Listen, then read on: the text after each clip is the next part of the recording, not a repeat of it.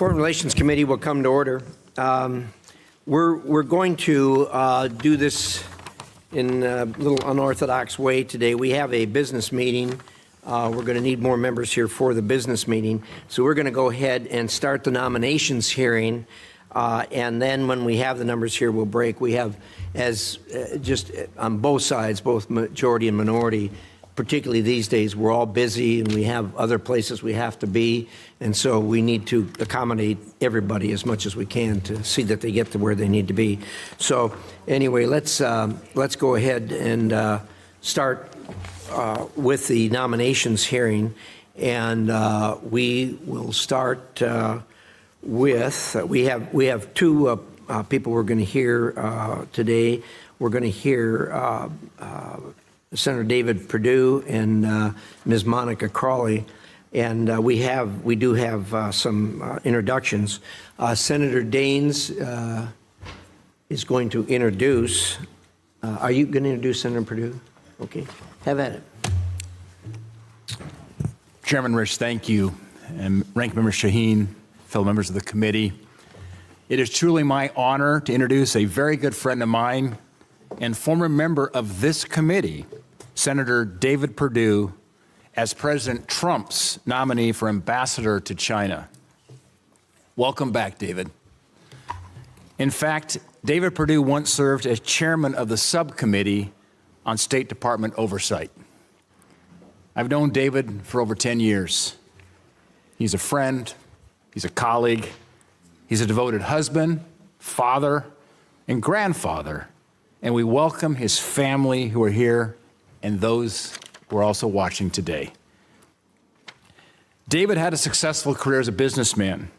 Having worked at several large companies, he served as Senior Vice President of Asia Operations for Sara Lee, was CEO of the Reebok brand and Dollar General. And as part of his work, he frequently traveled to Asia and Europe, but most extensively to China. And ironically, back in the 1990s, he lived in Hong Kong and Singapore at the same time I lived in Guangzhou, China, when I worked for Procter & Gamble.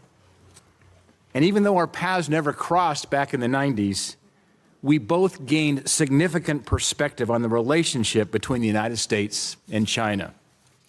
In fact, it wasn't until we found ourselves in the same freshman class of senators in 2015 that we discovered our shared history. We became fast friends, close colleagues, working together on many consequential projects. Most notably, in 2019, in fact, it was September, a trip I'll never forget, David and I traveled to China, where he was instrumental in helping negotiate the Phase 1 trade deal that President Trump and Xi Jinping signed in 2020. With President Trump back in the White House and with new challenges and opportunities facing us in the Indo-Pacific, the United States ambassador to China is one of the most consequential foreign policy posts in the administration. The economies of the United States and China together make up about 43% of the global GDP. To put it simply, this is a relationship that is too big to fail.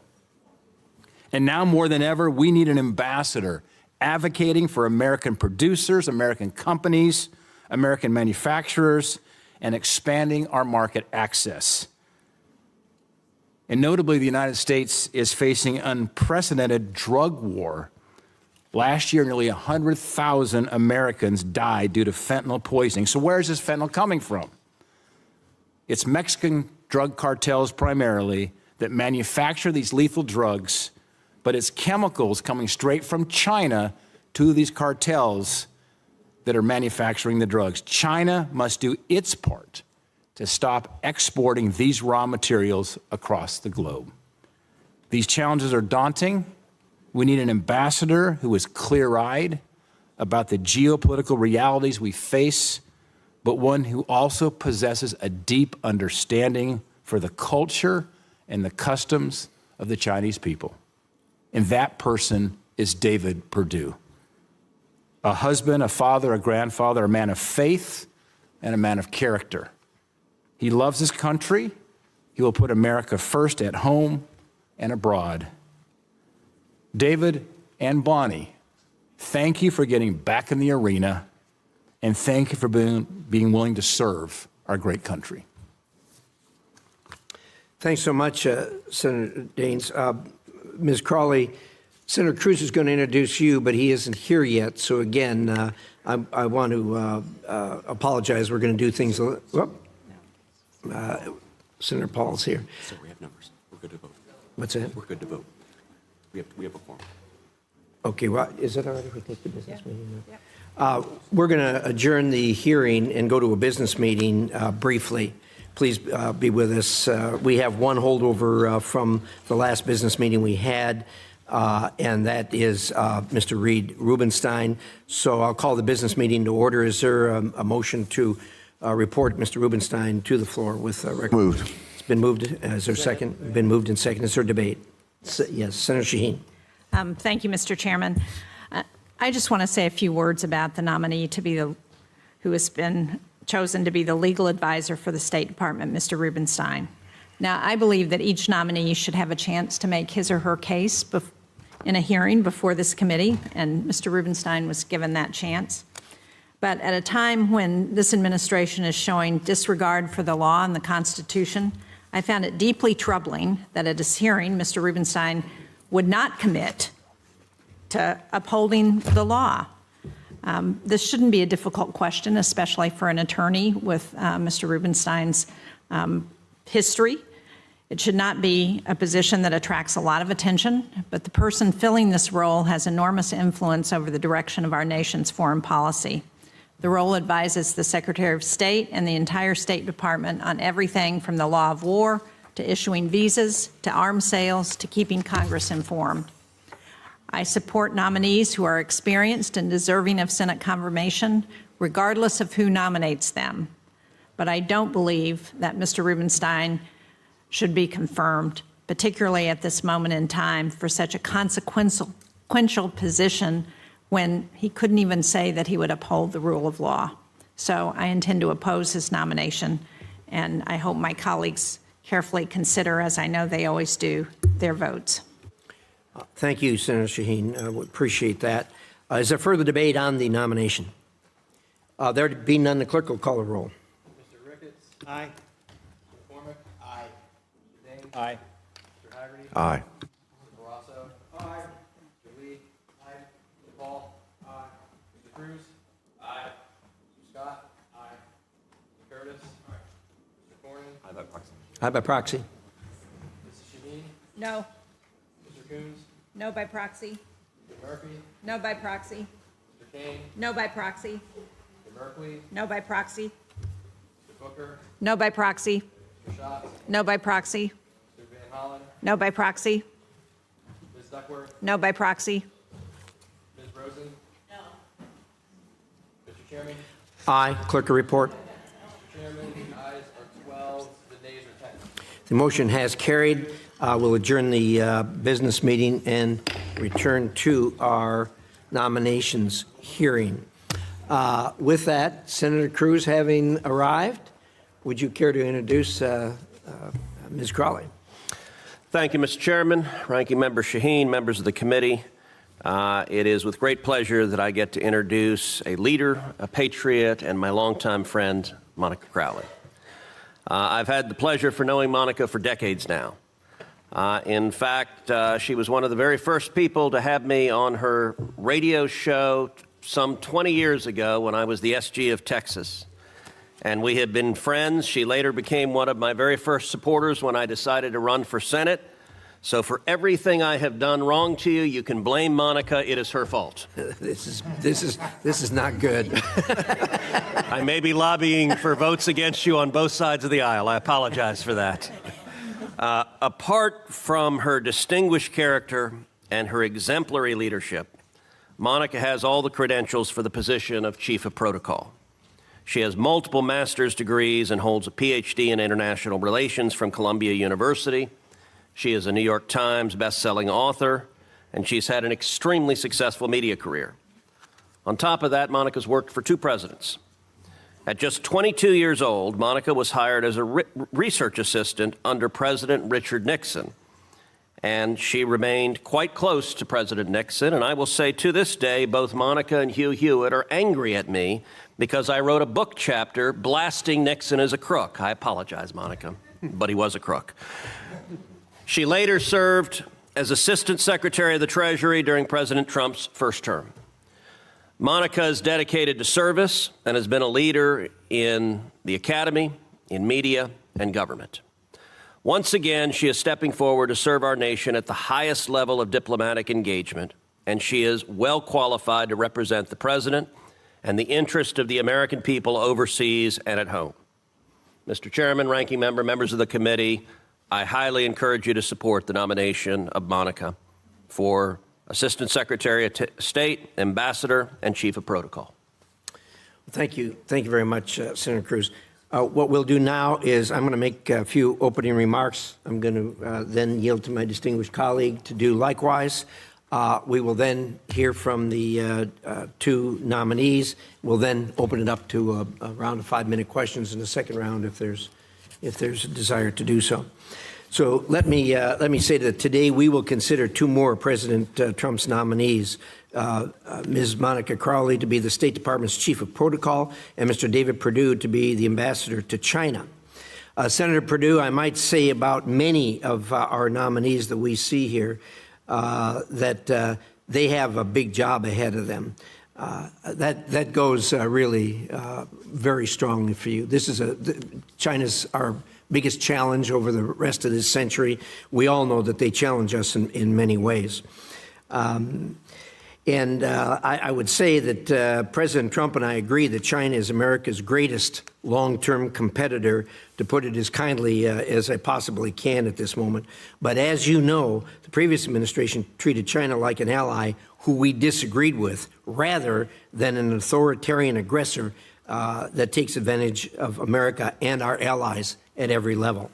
The Chinese government is fundamentally different than that of the United States. Where America promotes free markets and innovation, China clamps down on business, steals IP, and dumps its products, distorting American markets. Where America believes that every person was created equal and has God-given inalienable rights, the Chinese government is committing genocide against the Muslim Uyghurs and other ethnic and religious minority groups in China, and harass people in the United States living on American soil who disagree with the Chinese Communist Party. And where America believes in protecting a free and open Indo-Pacific, the Chinese government coerces its neighbors and pursues the opposite. China isn't acting alone here, but rather it is building an authoritarian alliance with Russia, Iran, and North Korea to undercut the United States. And through its Belt and Road Initiative, China looks to recruit non-traditional allies around the world, luring them in with predatory investments to draw them farther away from America. In this administration and in his first term, President Trump demonstrated he will be tough on China, and he'll do the work to get results. I look forward to hearing about how you will execute on his vision and address the myriad economic, military, technological, and ideological threats that China poses to the United States of America. Particularly, I hope to hear how you will compel the Chinese government to address the flow of fentanyl into the United States and stop China from financially propping up companies that produce it. I know that with President Trump at the helm, the days of endless dialogue to no effect are over. I hope you make it clear to your Chinese counterparts that they won't be able to sweet-talk their way out of making real change any longer. Ms. Crowley, at this turbulent time in foreign policy, you will be at the center of many of the important conversations, difficult negotiations, and, of course, the happy celebrations that will mark this administration. As Chief of Protocol, you'll be charged with creating an environment that is conducive for working with our allies and countering our adversaries, all to advance President Trump and Secretary Rubio's foreign policy. I look forward to hearing how you will work to foster cooperation that advances American interests. I appreciate both of you for being here today. I appreciate both of you being willing to serve under what are going to be difficult circumstances as we go forward. And with that, I will turn it over to my distinguished ranking member, Senator Shaheen. Thank you, Chairman. Welcome to today's nominees. and to your families. We appreciate your willingness to continue to serve the country. Around the world right now, China is stepping in as we are stepping back, sadly. China is replacing canceled American child nutrition programs in Cambodia. China's rescue workers are responding to the earthquake in Myanmar before the United States. And Chinese disinformation is going to fill the vacuum that has been left by efforts to eliminate Radio Free Asia and Voice of America. And at the same time, the threats of tariffs and trade wars are undermining trust in the United States as a reliable partner to China's advantage. Just this week, two longtime allies, Japan and South Korea, met with China to deepen trade ties in response to President Trump's tariffs. This is a trend that extends beyond Asia, sadly. From Greenland to the Panama Canal, saber-rattling to extract concessions will lead friendly governments around the world to hedge their bets with the United States, to explore closer relationships with China in the long term. Take the Republic of Georgia, for example, which canceled a port contract with Western firms. Recent reports indicate that it intends to award that project, which is on the Black Sea, to a Chinese company. This is an issue that both Chairman Risch and I have worked very hard on to try and move Georgia forward, and it's deeply disappointing to see this opportunity slip away. Senator Perdue, I know that you're aware of the challenge that China poses.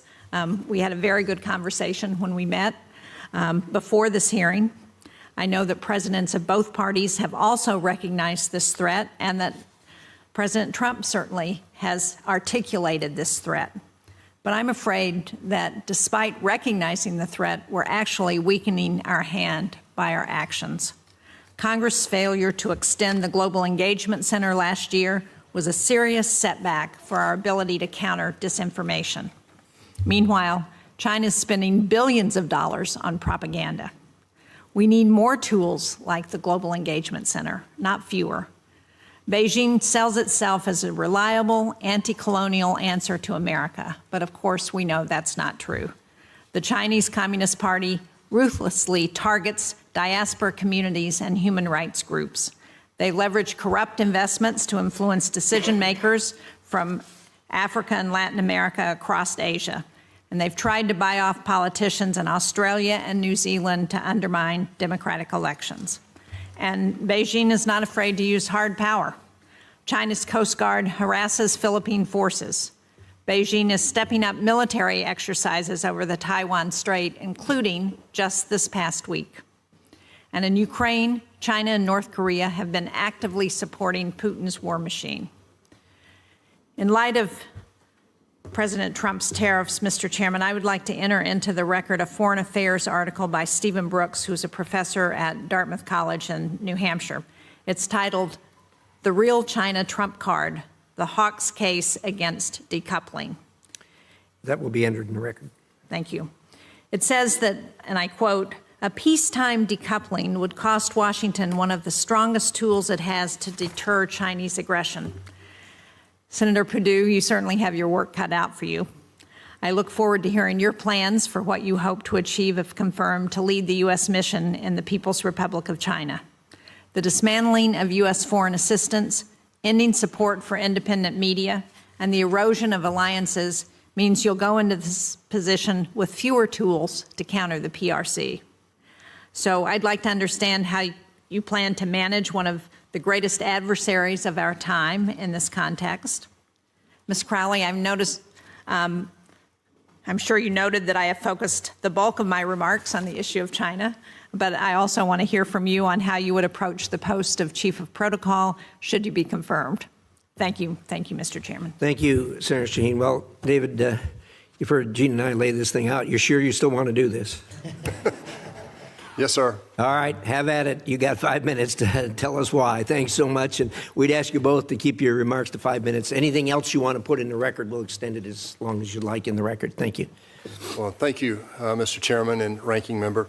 Chairman Risch, Ranking Member Shaheen, members of the Senate Foreign Relations Committee, and staff. Good morning, and thank you for this opportunity to meet with you today. Senator Daines, thank you as well for that generous introduction. It's my high honor to have been nominated by President Trump to become our country's 14th ambassador to the People's Republic of China. As a former member of this committee, though, I have to tell you, it feels very strange sitting over here, Mr. Chairman, instead of sitting over there. Supporting me here today is my wife, Bonnie, whom I met in first grade. That's a true story. Our sons, David, Blake, their wives, Danielle and Charlotte, our grandsons, Hudson, David, and Jack, are all watching from home. They have other responsibilities today. Unexpectedly, also joining me today is my other family. My past alumni of my Senate staff are here. I think they're here, Mr. Chairman and Ranking Member, to make sure I don't embarrass them. So I welcome them as well. As a Fortune 500 CEO, as a U.S. Senator, and as an expat living in Europe and Asia, I developed a global perspective on the relationship between our two countries. As chair of the SFRC State Department Oversight Subcommittee and the SASC Sea Power Subcommittee, I've witnessed firsthand the complexities of our relationship with China, which is the most consequential diplomatic challenge of the 21st century. Since establishing formal relations with the PRC in 1979, the United States has opened its markets to China and has supported its economic rise. More than 2 million Chinese students have been educated in American universities. With U.S. support, China has taken full advantage of Most Favored Nation, WTO membership, and developing nation status, but has often failed to live up to commensurate responsibilities. China has also expanded its authoritarian influence in international organizations like the United Nations, NATO, the World Bank, not NATO, WHO, and the World Bank, sorry. Marxist nationalism is reshaping China, and their global ambitions threaten the current world order. Since 2000, China has doubled its nuclear arsenal, grown its military at a pace unseen since World War II. They've militarized the South China Sea and violated their agreement in Hong Kong. Their social credit score system and extensive policing capability are designed to enforce domestic state control. Their Belt Road Initiative and their Made in China 2025 statements demonstrate their global ambitions. They speak of a global, quote, community of common destiny for all mankind. Put simply, they want a world order more in line with their authoritarian principles. Complicating the current situation, unfettered globalization with minimal national security constraints has led to the situation today where many of America's key strategic supply chains are in the hands of our adversaries. President Trump's America First strategy is not isolationist, just the reverse. America will be a stronger ally and partner by rebuilding our strategic supply chains at home and with our friends. It is not inconsistent that while we are negotiating for fair trade, we're also seeking to strengthen our ties with our allies.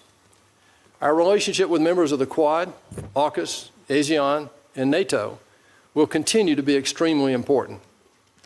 The Chinese respect strength, and President Trump's strategy is focused on making America safer, stronger, and more prosperous. That means that reciprocity in the U.S. security should be considered in all dealings with China and the United States. Our approach to China should be nuanced, nonpartisan, and strategic.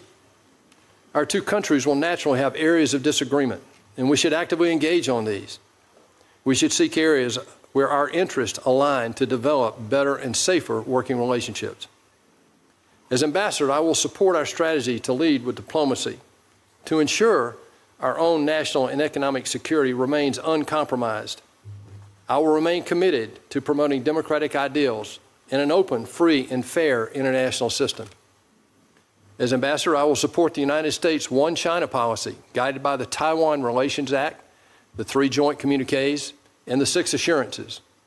We remain committed to a peaceful resolution that is acceptable to the people on both sides of the strait. We oppose unilateral changes to the status quo. As ambassador, I will ardently communicate our objections to China's penetration into our power grid, our ports, and our personal lives. Having participated in U.S. FONOP exercises in the South China Sea, I've seen firsthand China's militarization and will work to support open and free navigation whenever international law allows. I will also ensure focus on our priority to eliminate fentanyl precursors and hold China accountable on human rights. I will work to increase the tempo of diplomatic dialogue to get results and to achieve fair and reciprocal trade between the two economies. I will uphold American values, represent American interests, and support strong partnerships with our friends. Finally, if confirmed, I look forward to working with America's dedicated Foreign Service civil service personnel and their families who are at the tip of the spear promoting and protecting American interests in a very challenging environment in China. Mr. Chairman, Ranking Member, I approach this nomination with a strong sense of responsibility. I'm energized and sobered about the opportunity to impact the most difficult diplomatic relationship of our time. Thank you for your consideration, and I look forward to your comments and questions. Thank you, Senator. Ms. Crawley. Well, good morning, and thank you, Mr. Chairman, Ranking Member Shaheen, and distinguished members of the committee. It's truly an honor to appear before you today as President Trump's nominee to serve as Chief of Protocol. It was the honor of my life to serve in the President's first administration, and if confirmed, it will be an even greater honor to serve once again by representing this extraordinary President and our exceptional country. I am deeply grateful to President Trump for his faith in me and to this committee for its kind consideration. I also want to thank Senator Cruz for his kind words, support, and friendship over the years. And it's a privilege to share this hearing with my fellow nominee and friend, Senator David Perdue. I would not be here today without the unconditional love and encouragement of my mother, Patricia, my sister, Jocelyn, the rest of my wonderful family, and my dearest friends, some of whom are with me here. I love you, and I'm forever grateful to you. Above all, I thank God for truly blessing me as He has. I appear before you today as a proud patriot who loves America with her whole heart. I was born at Fort Huachuca, Arizona, where my father proudly served in the United States Army. My mother, who is an awe-inspiring person, was a devoted elementary school teacher and later built a career in hospital administration while raising my sister and me as a solo parent. She's truly my heroine. My beloved maternal grandparents went from experiencing near poverty during the Great Depression to building successful small businesses and sending the first generation in their family, my mother and aunt, to college. I believe in the American dream because my family and I have lived it with all of its blessings.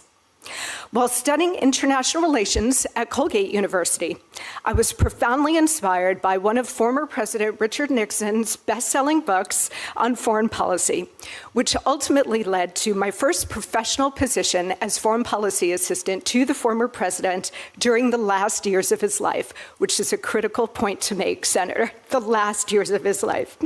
I worked closely with him on his final 2 foreign policy bestsellers and many influential policy speeches, joined his international trips, met with numerous chiefs of state and other high-ranking foreign officials, and served as a sounding board for his groundbreaking thinking on foreign affairs. His extraordinary mentorship and unparalleled real-world experience were invaluable, particularly as I completed my graduate studies in international relations at Columbia University, earning 2 master's degrees and a doctorate. I've also enjoyed a prominent career as an opinion journalist on politics and foreign affairs for many national platforms and as a New York Times bestselling author. During President Trump's first term, I was honored to serve as Assistant Secretary of the Treasury for Public Affairs. During my tenure, I and the team I led conceived, developed, and executed communication strategies for the Secretary, the Department, and the Trump administration more broadly, including for complex policies such as the Tax Cuts and Jobs Act, international economic sanctions, and the unprecedented economic response to the COVID pandemic. For exceptional service to the nation, I received the Alexander Hamilton Award, the highest honor bestowed by the department. I am now humbled to be nominated to serve as Chief of Protocol, an office with 7 distinct divisions which carry out various elements of protocol-related programs: visits, the historic Blair House, ceremonials, diplomatic affairs, diplomatic partnerships, management, and major events. Each division is responsible for planning, supporting, and executing various aspects of diplomatic engagement for the President, Vice President, and Secretary of State, as well as other high-ranking officials. It's a critically important role to enriching our diplomatic partnerships and advancing our interests around the world, and if confirmed, I will treat it with the committed dedication it deserves. The Office of Protocol can, should, and will showcase the very best of American leadership, strength, dynamism, and diplomacy. As chief, I will bring my considerable understanding of and experience in foreign affairs to the position and will, first, ensure that the office is managed with the utmost professionalism. 2, serve the interests of the American people by helping to set the stage for robust, successful diplomacy. 3, infuse our major events with a patriotic vibrancy reflecting President Trump's golden age of America. And 4th, ensure that the talented and dedicated team of political appointees and career civil servants work together in harmony to accomplish this mission with excellence in every detail. Throughout my career as a leader, I've believed in embracing a clear vision, hiring and empowering the best, listening to wise counsel, enforcing accountability, and moving forward toward positive goals. If confirmed, I will follow those principles to help President Trump set a new gold standard for effective diplomacy. I pledge to be a faithful partner to this committee and to work with you to protect and advance our diplomatic partnerships and promote American values in service of a stronger, more secure, and prosperous nation. Thank you so much for your time, and I look forward to your questions. Well, thank you, Ms. Crowley. We'll now do a round of 5-minute questions, and as I said, more if people want to go back. Senator Perdue, let me ask your thoughts on the no limits partnership between Russia and China. There's been a lot made of this, and of course it's concerning, and it needs to be watched.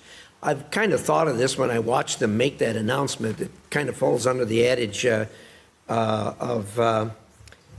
the old adage of there's no honor among thieves. You know, these two are not natural allies by any stretch of the imagination. And what we know about both of them is they'll throw anybody under the bus for their own good. What do you make of this, and how do you see this going forward? Well, thank you, Mr. Chairman. First of all, I think this is primarily about trade between those two and also about the geopolitical position of China right now. About 1/3 of Russia's total revenue comes from China. China imports 73% of its oil. Iran, you haven't mentioned Iran, but I'll throw this in the mix too because it's a similar conversation. 90% of Iran's oil goes to China. Now that money goes through Russia. We now know how they use that money. A lot of that money goes through Iran. We know how they're using that money. They're the largest perpetrator of terrorism in the world. About 80% of the dual-use equipment right now and technology in Russia comes from China. The oil that's being researched and drilled in the Arctic right now between these two is very troubling, and that's why China wants to become an Arctic power.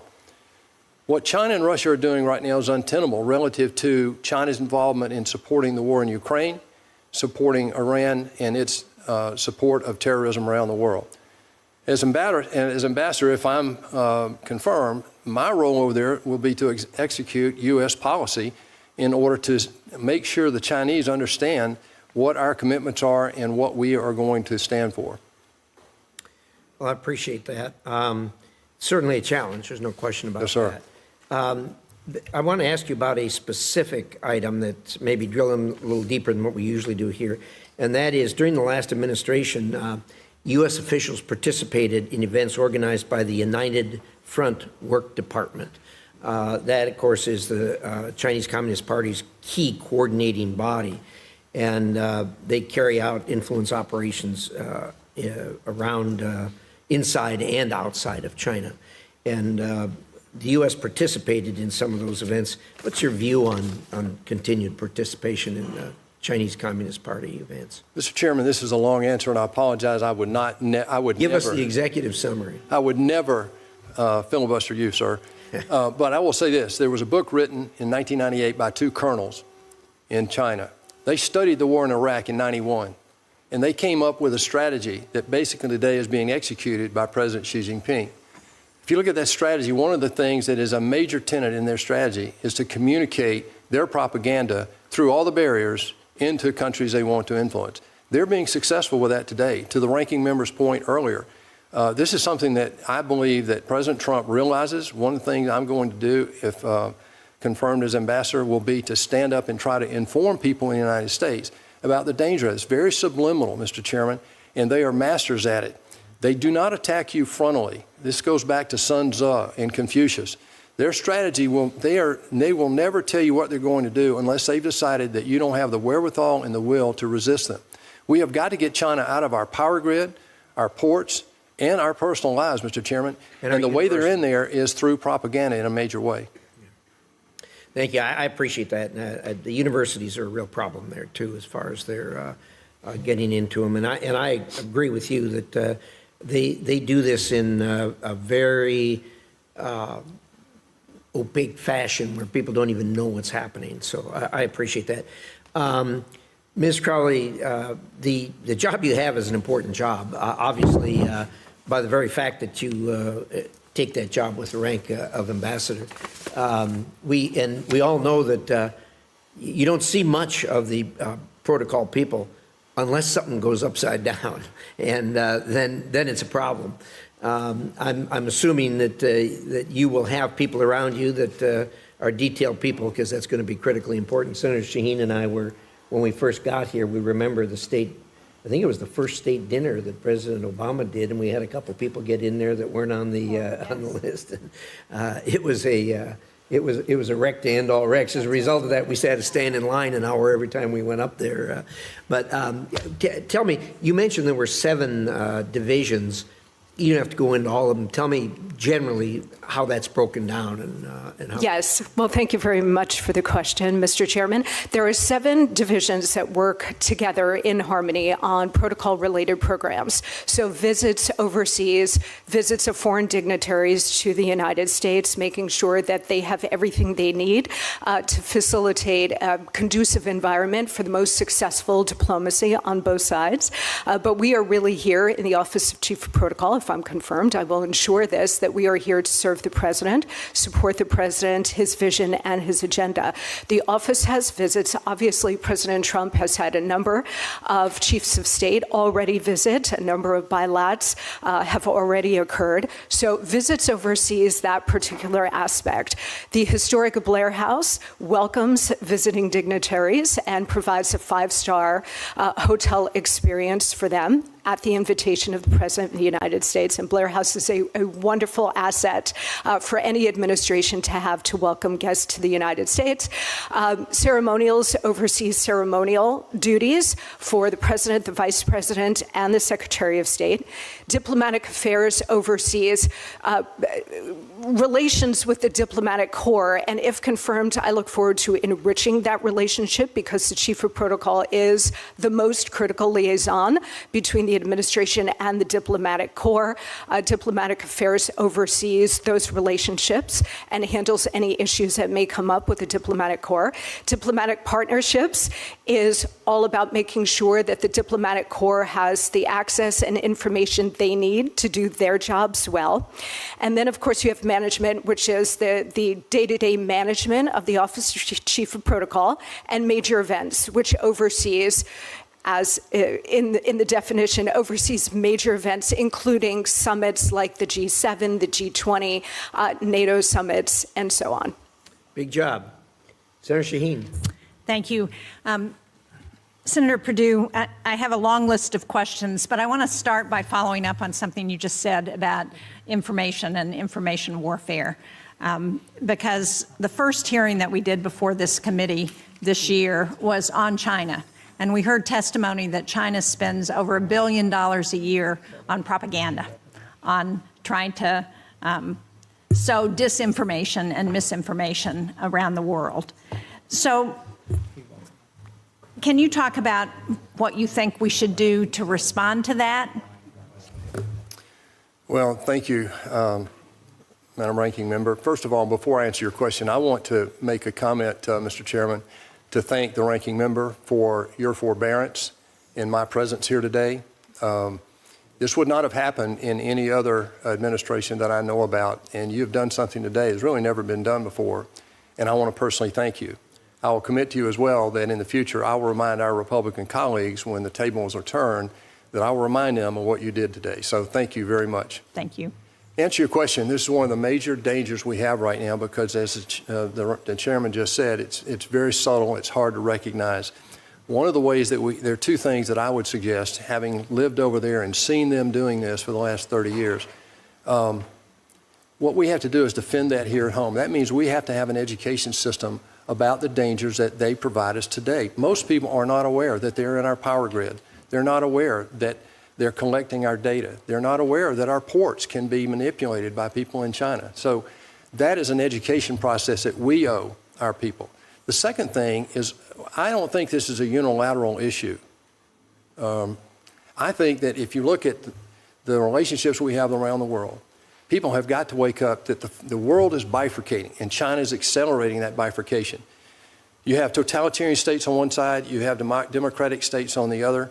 And as that study just said, the one you referred to at Dartmouth, that 34% of the world's global profit the U.S. is responsible for that 34%.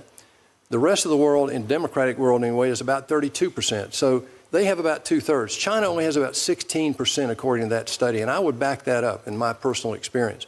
Well, we've got to develop a relationship with these allies that will help us develop the message and communicate not just to China, but to the people that China is trying to perpetrate this on. And I certainly agree with that, which is why I find dismantling the apparatus that we've had to do that so disturbing, that we no longer have what was so important as we were able to help encourage the fall of the Soviet Union, help provide factual information into those communist countries around the world, that the administration has suddenly dismantled all of that apparatus in ways that are going to not allow us to have that ability to provide factual information to counter what the Chinese are doing.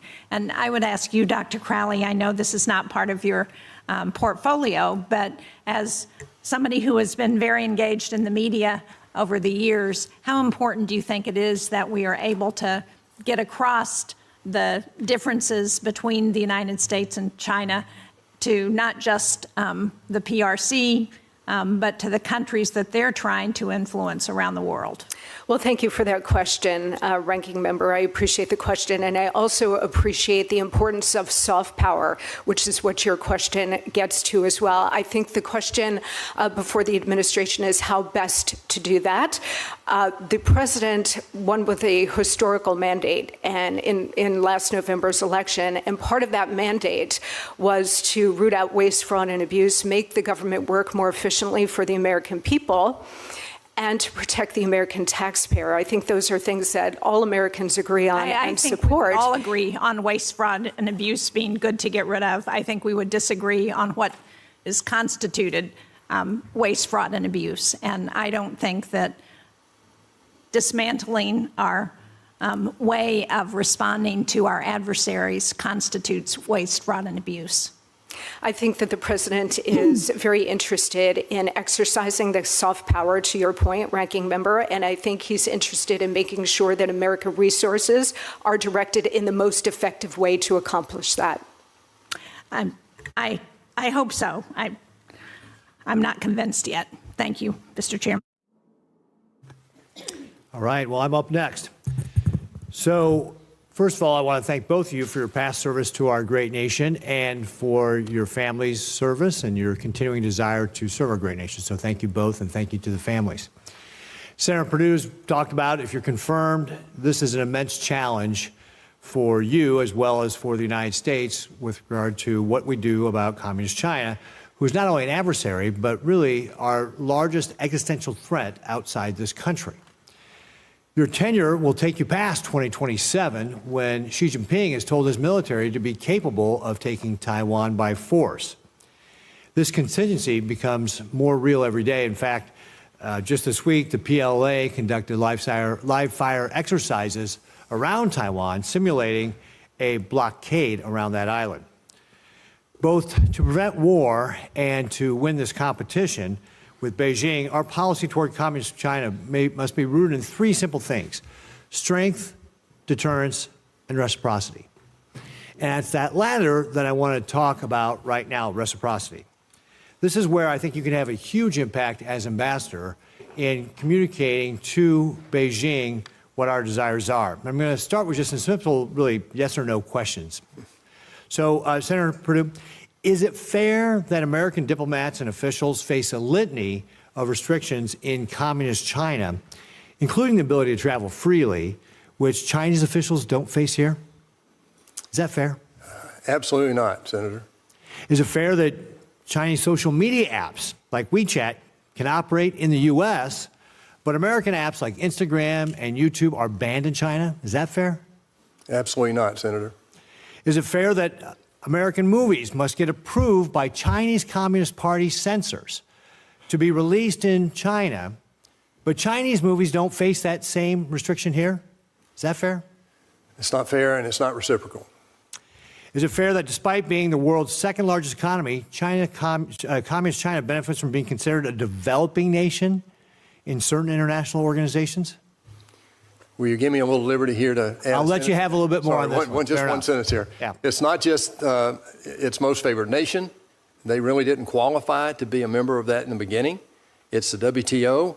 They need to live up to the responsibilities of that. And it's the developing nation status.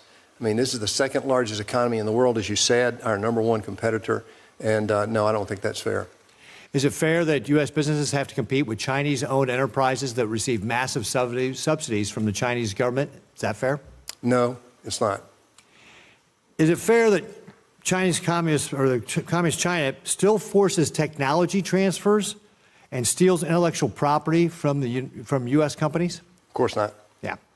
So I could go on and on and on, and I could talk about, and you've already mentioned about how Communist China has hacked us in our telephone systems, our ports, our energy infrastructure, all these things where Communist China is taking advantage of us, and this double standard must stop. If confirmed, what will you take to ensure reciprocity with Communist China? Senator, thank you for that. That's a very thoughtful series of questions.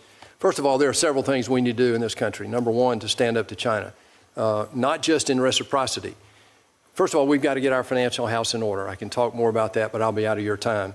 The second thing is we've got to rebuild our strategic supply chains, rare earth elements, steel, shipbuilding, pharmaceuticals, chips, quantum computing. All of these, we've acquiesced through this globalization in the last 2 decades to basically China and people who would do us harm. The reciprocal nature that we want with China, I think President Trump is all over that. The starting conversation with trade, there are going to be many others. The treatment of how we treat their foreign service personnel in the United States versus how they treat ours in China is a big one. We've also got to make sure that the allies understand what this is all about. It's not just about trade. It's one of the tools in the toolbox. We need partners in this bifurcation that I'm describing to the ranking member earlier. That's where I would start. As ambassador, if I'm confirmed, I will promote U.S. values, U.S. interest, and the strategy that President Trump is drawing up right now to bring our allies together to make a united front against the PRC. Great. Well, thank you very much, Senator Perdue. And I would, again, just stress that reciprocity is going to be key to the relationship. And you mentioned earlier how China respects strength. If we don't force them to treat us the same way that they're treating our people in their country or the way they treat us on the international stage, they won't respect us because that is not strength. Strength is saying to Communist China, you will treat us the same way as we are treating you, or we're going to change the rules of the game. Thank you. With that, Senator Rosen. Well, thank you, Senator Ricketts, and I want to thank Chairman Risch and Ranking Member Shaheen for holding this hearing. Of course, thank you, Senator Perdue, for willingness to continue to serve, and thank you, Dr. Crowley, for being here as well. And I want to build a little bit on Senator Ricketts' comments about technology, critical, emerging technology. And Senator Perdue, you know there's no doubt that the PRC is engaged in unfair trade practices to boost its own economy, to boost its standing internationally. In large part because of these harmful economic activities, the PRC risks supplanting the U.S. in a number of critical spheres, including AI, biotechnology, quantum computing, something we were all reminded of in January with the rollout of DeepSeek, which was a major wake-up call for the American tech sector. So, Senator Perdue, I've confirmed, how will you make sure that the U.S. maintains its qualitative edge across the spectrum of critical and emerging technologies, including AI, which is so important? Well, thank you, Senator Rosen, and thank you for participating in this hearing. That's a great question, and one of the things that it's already been mentioned today, and that is that, you know, we've got to protect what we're doing in this country better than we have in the last 30 years. This is not a partisan observation here. We give China, and it goes back to reciprocity, Senator Ricketts. If you look at the access we give to Chinese PhDs, Chinese technologists into our private labs, into our military labs, and into our education institutions, we don't get that same access over there. We've educated 2 million Chinese, as we've said. 380,000 are in our schools today. The technology that's been forced to transfer through corporate deals made in China, I think a lot of those people, in my experience, have now come back to rue the day that they ever did that. It's a false hope, basically, that to enter China and get access to 1.4 billion consumers. The price has been too high, Senator, in my experience, and I think you're going to see that change. That will mean the corporations who are funding a lot of this technological development will, in fact, begin to sober up about what they're having to give up in order to do that business. Thank you. We're going to keep talking about the PRC, obviously, because, they're doing a lot of bad things, needless to say, and we have to defend Tibet from PRC aggression. We not only have to defend ourselves against promote technology and artificial intelligence, but PRC aggression. Tibet faces many challenges because of the PRC's repressive rule. In addition to threatening Tibet's religious and cultural heritage, the PRC has weaponized their water resources in the region. The PRC's control over the water resources in the Tibetan Plateau has the potential to severely threaten the water and food security, undermining the economic development in the region, which is important. It's why I recently submitted language to be included in the FY26 NDAA that would direct the Department of Defense, to comprehensively analyze the PRC's national security risks related to Tibet, including its weaponization of water resources. We know water is the key to life. So again, Senator Perdue, if confirmed, can I have your commitment to work with this committee to safeguard Tibet's culture, security, and water resources from PRC aggression? Absolutely, Senator. If I may add one thing briefly, I know we're about out of your time, but this goes back. If you look at, there are three things basically in memory in my lifetime, basically, that the Chinese have made sweeping moves. They're moving in this water issue right now out west. But if you go back and look at the Great Leap Forward, they killed 25 million Chinese in that, reportedly, because they collectivized their agricultural capability and basically create starvation countrywide. The second thing was a cultural revolution. Again, tens of millions of people died in that great government move. Today, we see them doing something similarly with state-owned enterprises and these massive programs they have. The damage they could do to the global environment, the water supply that we have, which is the basis of life, as you said, is very dangerous.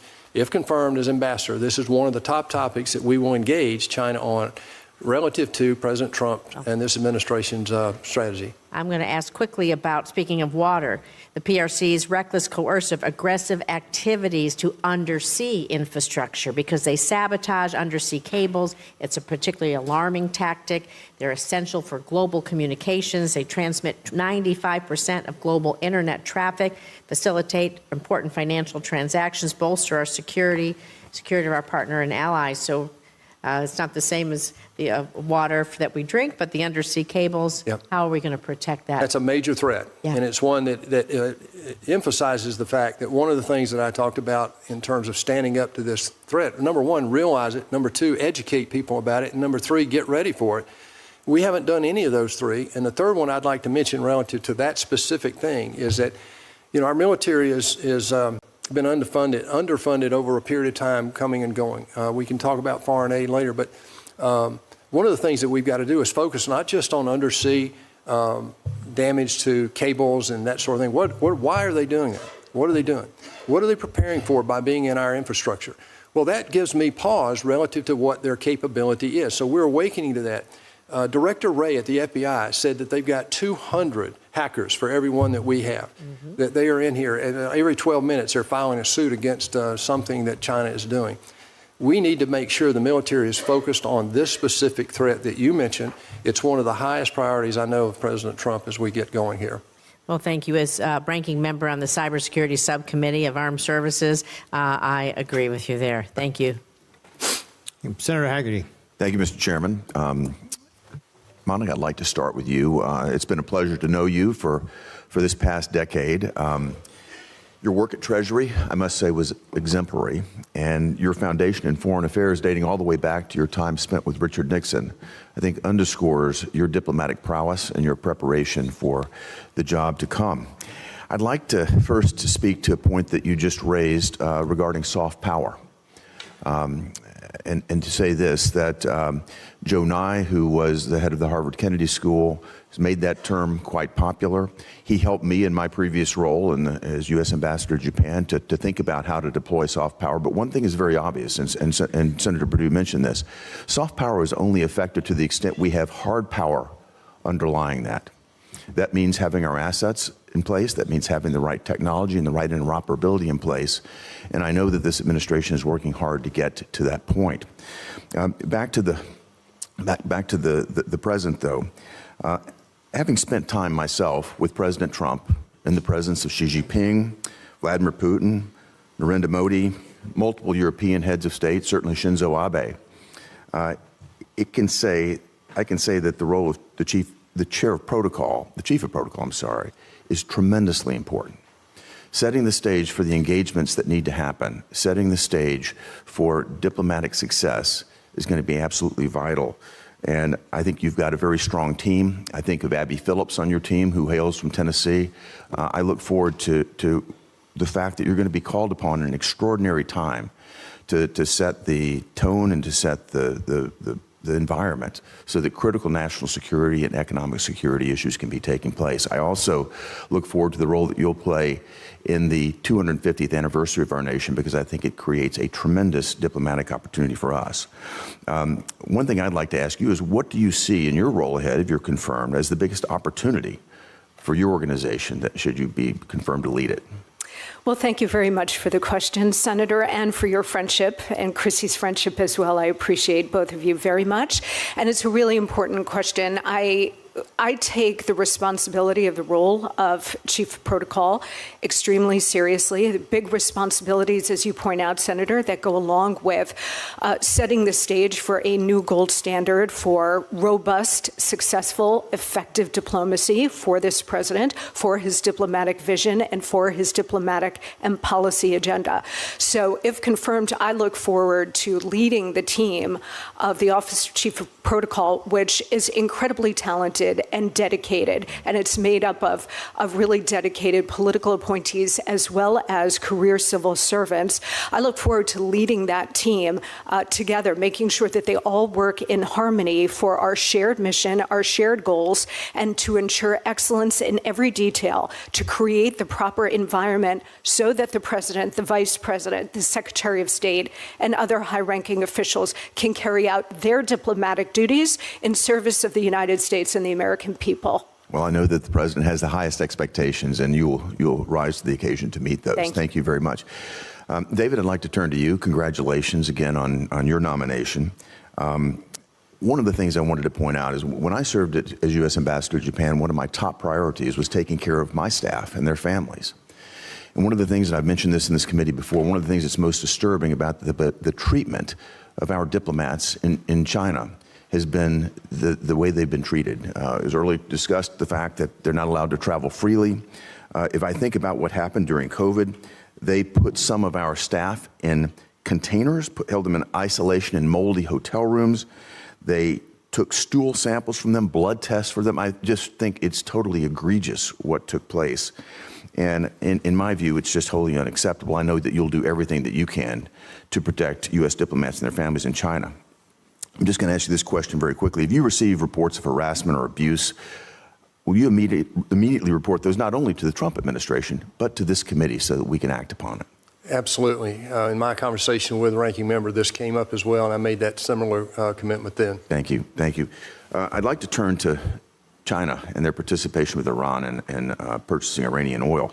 In recent years, over 90% of Iranian oil exports were purchased by China. As I've discussed many times in this committee, the Biden administration's non-enforcement of sanctions against Iran has provided that regime with over $100 billion that they have used, therefore, to go out into the Middle East and foment terror and insecurity. President Trump intends to actually enforce sanctions against Iran. And last month, his administration announced sanctions against the Chinese Teapot oil refinery. That refinery was buying and refining hundreds of millions of dollars worth of Iranian crude oil, and it's the first time that the United States has actually sanctioned a Chinese oil refinery. Some of this oil was even imported to China by ships linked to the Iranian-backed Houthi regime, the same terrorists that are attacking U.S. personnel, commercial vessels, and certainly our ally Israel. It's yet another example of how Biden's non-enforcement of sanctions funded the very problems that we're spending billions to address right now. So if confirmed, David, do you commit to conveying to the Chinese government in the strongest possible terms that the United States will not tolerate Chinese activities that finance Iran and its terrorist proxy groups, especially those terrorist groups that attack the United States and its allies? Of course. Along with protecting American personnel in China, this will be one of my top 5 priorities, Senator. Let me say one more thing about this. This is a broad topic. Number one, our sanctions are beginning to not work. The Chinese-Russian trade right now, the sanctions aren't working there on dual-use equipment, primarily because they're denoting those transactions, as you know, in rubles and in renminbi. Also, this is a very perverse conversation that you bring up here. I'll be very brief. The consumption of China goods takes money to China. 73% of their oil consumption is imported. They buy it primarily from Russia and Iran. Those dollars then go to Russia and Iran, and we know how that money ends up in the Ukraine and in Hamas, Hezbollah, and Houthis' war chest. So we have got to rebalance the world. This goes back to the trade conversation that President Trump is on right now. It's all a big geopolitical strategy that ties in exactly to what you're talking about. Thank you. Thank you, and thank you, Mr. Chairman, and also thank you, Senator Scott, for letting me go out of order. Yep.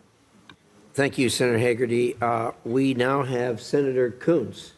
Thank you very much, Mr. Chairman. Great to see you again, Senator, and a former colleague. I just want to thank Bonnie and your family for supporting you in your service. And forgive me, I'm going to keep this tight and just question you for 5 minutes. My apologies. Congratulations on your nomination, Dr. Crowley.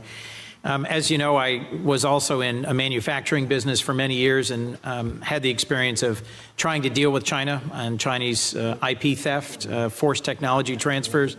I assume that your awareness of and grounding in this will make it a top priority for you to work to protect American innovation and work across the government and the interagency to advocate that. Is that correct? Absolutely, Senator. I have the scars to talk about in that area, and it will be one of my top priorities. Thank you. You have been nominated for one of the most important ambassadorships. I hope you've consulted with Nick Burns, who I think served well in the post.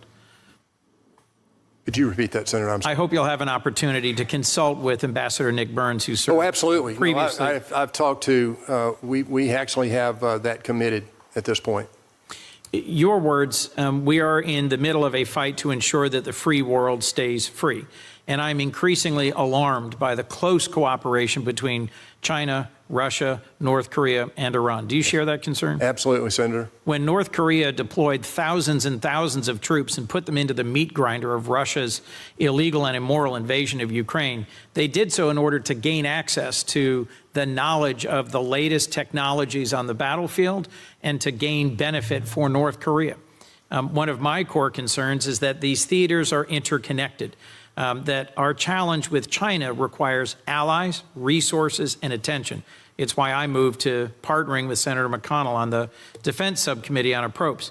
But our interconnected world means that when North Korean troops are serving on the front lines in the war of aggression against Ukraine, and Iranian sanctions aren't fully biting because China is offering a secondary offtake market, we have to deal with this.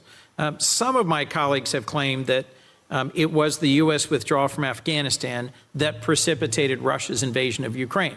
I could debate some of that, but let me just agree that the world is interconnected and that when our credibility is harmed, dictators are emboldened and aggression is more likely.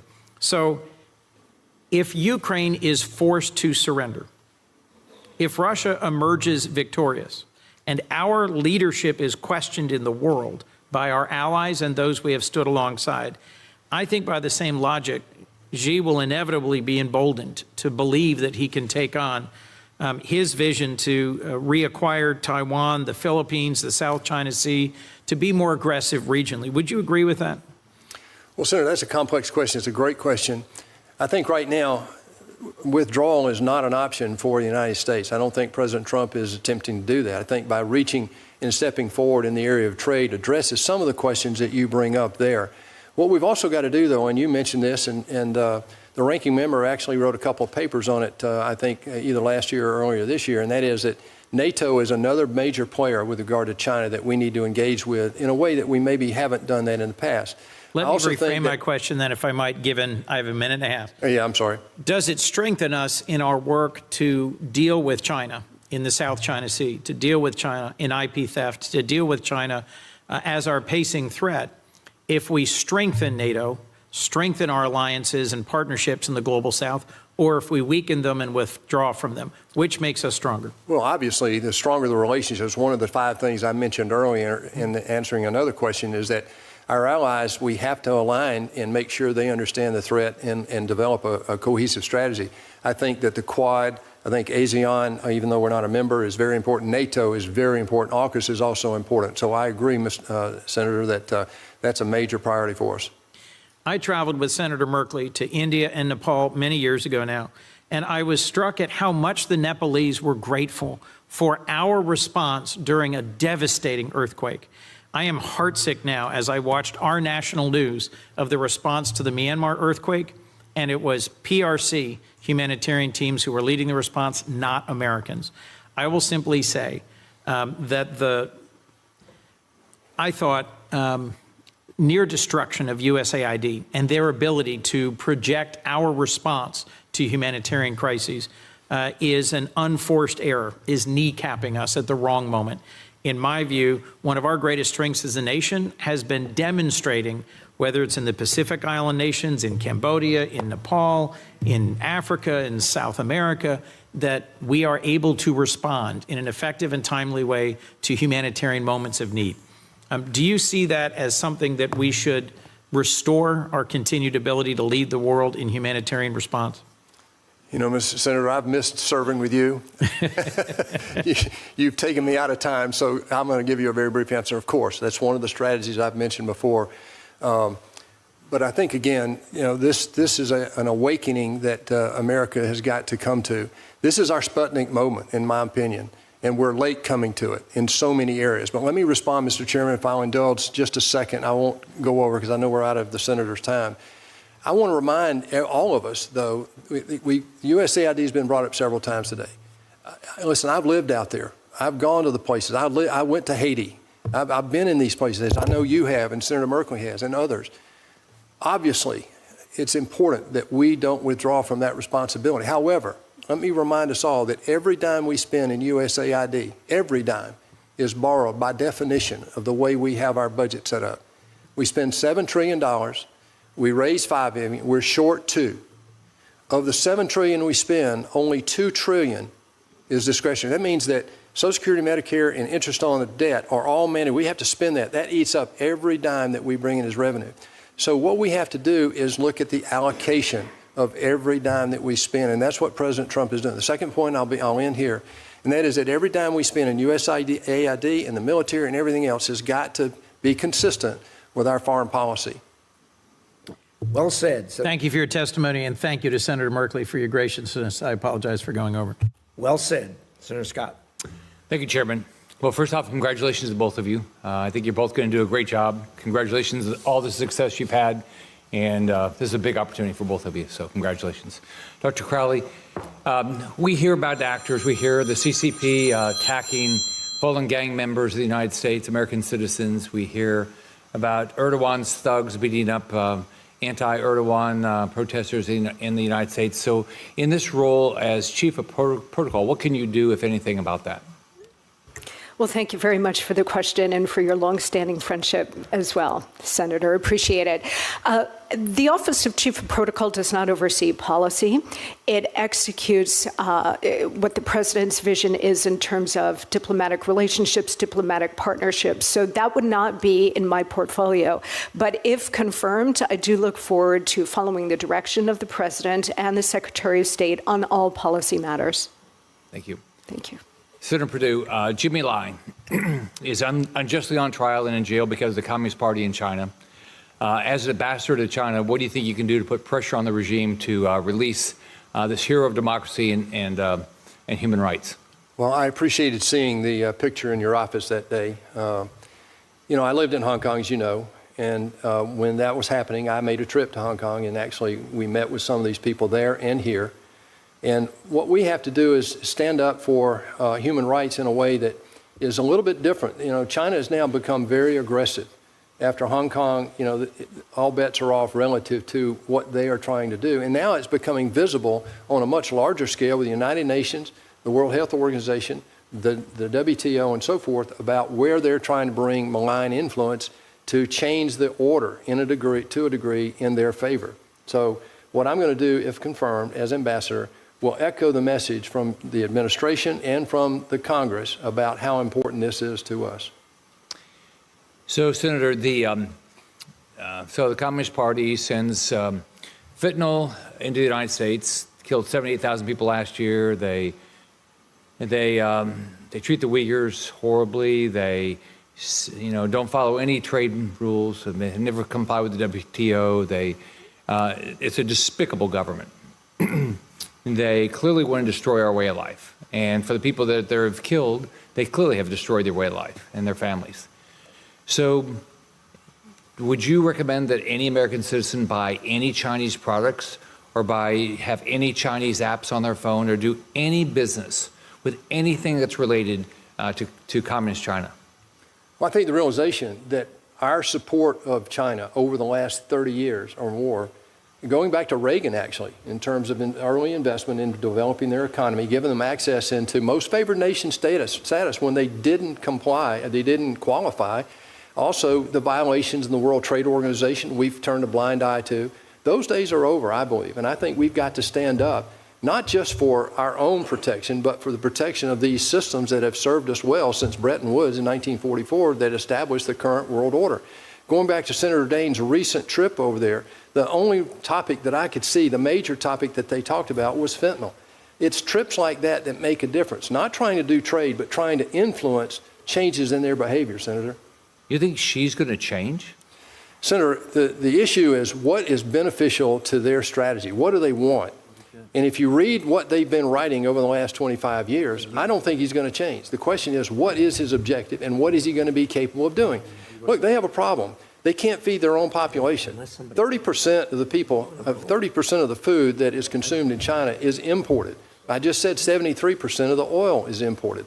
They have a real problem right now with unemployment of people under 25. It's over 16% from what I read. If you look at the economy, focusing on state-owned enterprise is a real problem. The realization of U.S. capital now that has been going to China for the last 40 years and not getting the return that we should have gotten, but gave up technology and a lot of other things that went along with it. So if we stop that realization is going to really change. If we stop buying their products, if we stop allowing them access to our market without complying with SEC rules, which we have a law that our SEC is not enforcing, all right? If the American public would show up and say this is wrong, what would happen to the Chinese economy and what would they have to do then? You bring up a great point. If you believe that this is a new kind of war, it's not Cold War, it's not a kinetic war, it's a different war. And they described it to us in the book called Unrestricted Warfare back in 1999, and they're executing against that. I wrote an article about it a year ago. If you look at that, the way forward is for the United States to become informed about that and to stand up to the challenge. That means that sometimes we'll have to sacrifice, Senator, because what we've been seduced by are the cheap prices that we gave into over the last 30 years coming out of China that were, in some cases, in many cases, unfair because they were subsidized by the state. But if we stop buying their stuff, what will happen? Well, if foreign capital from the U.S. stops going into China, they have a real problem. If we stop buying their product, what will happen? Well, if the American public says enough's enough, what will happen to their economy? It'll collapse. Right. Thank you. Thank you. Senator Daines. Dr. Crowley, congratulations on your nomination. It's good to have you here today. David, as I'm sitting here, I'm struck by thinking 30 years ago, as I'm looking at you and Bonnie. For all I know, we could have been on the Star Ferry together, crossing the harbor there in Hong Kong when we had two little ones that were born in Hong Kong, going from Guangzhou into Hong Kong for sometimes some R&R. And little did we know that we'd be sitting here today, some 30 years later, talking about your nomination to be the United States ambassador to China. What a journey it's been. And I can't think of a better nominee, somebody who understands China, somebody who has been a successful businessman, a United States senator, a member of this Foreign Relations Committee, and it was a passion for representing America proudly in China, and importantly, has the great respect that you do of President Trump and your respect of the president, that mutual, strong relationship that you have that's been based on years of working together. There's just not a better guy to be going to Beijing for the United States than David Perdue. We've discussed the trafficking of fentanyl. Senator Scott brought that up briefly. Now the precursors that China is sending into Mexico, Canada, and the United States are a threat to our national security. Our leading cause of death for 18 to 45-year-olds in the United States is fentanyl poisoning. It's a public health emergency. We have a drug war going on right now in the United States with fentanyl. China, sadly, remains the single largest provider of these deadly chemicals, we call them precursors, that the cartels then manufacture and bring across the southern border into our communities. President Trump has made this a priority to stop this poisonous tide. The Senate is eager to help. David, how can you, if confirmed, as United States ambassador to China, work with both the American and the Chinese governments to stem the flow of deadly fentanyl into my state of Montana, into your home state of Georgia, and other communities across America? Well, Senator, I wish I had known you 30 years ago when we were both over there. I want to applaud what you've just done and what you've continued to do since you've been in not only the Senate, but in the House as well, and that is interface with your friends and colleagues and people in China, standing up to them and telling them what's important to us. Your representation of U.S. interests has been the most powerful thing I've seen outside of presidential actions in my tenure in the last 10 years. I want to thank you for that. I know you just made a recent trip on this very topic. Look, this fentanyl poisoning kills more Americans in 1 year than died in Vietnam over 20 years. So President Trump has made a top priority of stopping this flow of this deadly drug into the United States. It's a multifaceted thing. It starts with the precursors in China. It goes to Canada and Mexico, where this is now being transferred into the United States. As ambassador, I will echo your priority as well as the president's priority that this is one of our top priorities. The Chinese, as you know, respect strength. They don't like a lot of complaining unless they see action. And right now, President Trump put 2 tariffs on this one issue. That's action. And I believe we'll see some response to that in the near future, hopefully. Thank you. I want to shift gears and talk about the level playing field that we need for American companies who are doing business in China. We have American companies last year did about $500 billion worth of business in China. Chinese companies in the United States did about $75 billion. So I know we focus a lot on the $300 billion trade deficit, but we right now have about a $400 billion revenue surplus. Because American companies are in there doing business, selling to the Chinese consumer, and it's important that they keep winning over there because those dollars then flow down to R&D to build next generation, whether it's aircraft at Boeing and so forth. Another important topic for me personally for Montana is making sure we have access for agricultural products. It's now a $1.6 billion beef market for the United States producers. It's the second largest beef market in the world. Is China. And we are now facing some steep headwinds. because the Chinese government did not renew export licenses to 394 basically processors in the United States.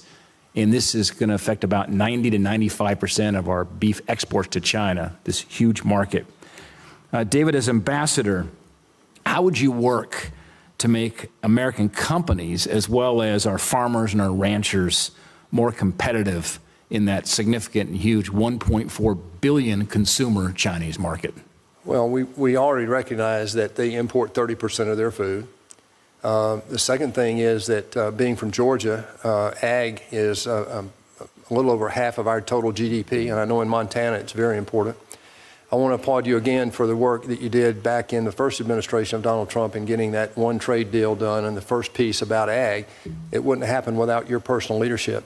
As ambassador, I will try to, and I said it in my opening remarks, increase the dialogue pace on these very important issues, both to us and to China. Look, we want reciprocal trade, fair and open reciprocal trade. That's what President Trump is trying to do.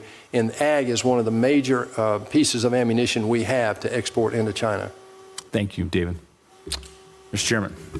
Thank you, Senator Daines. Senator Merkley. Thank you very much, Mr. Chair, and welcome, Senator Perdue. Welcome, Dr. Crowley. I really wanted to focus on two themes regarding China. And one of those themes to me is symbolized by the work that Marco Rubio and I did here. We both served on the China Commission. We held a lot of hearings about human rights. We teamed up to pass the Uyghur Forced Labor Prevention Act and legislation related to Hong Kong, related to Tibet, really highlighting the massive abuses of human rights in China. And that Forced Labor Prevention Act, that has been the most effective measure in the world to actually say articles produced in China with slave labor cannot come into a domestic market. We're hoping Canada and Mexico and Europe follow our lead. Do you support that act? Thank you. There's another thread, though, in potential foreign policy with China that I think is better symbolized by Elon Musk. He built a factory in Xinjiang province, which is China wanted that there to basically rebut the concerns about slave labor in Xinjiang. In exchange, they give him a massive amount of Chinese loans to help build that factory. It is now Tesla's largest factory in the world. Those products could not even be imported to the U.S. under the Forced Labor Prevention Act. In addition, he has said things about China like China is more responsive to the happiness of people than in the U.S. That bothers me. He has said, I'm kind of pro-China on another occasion.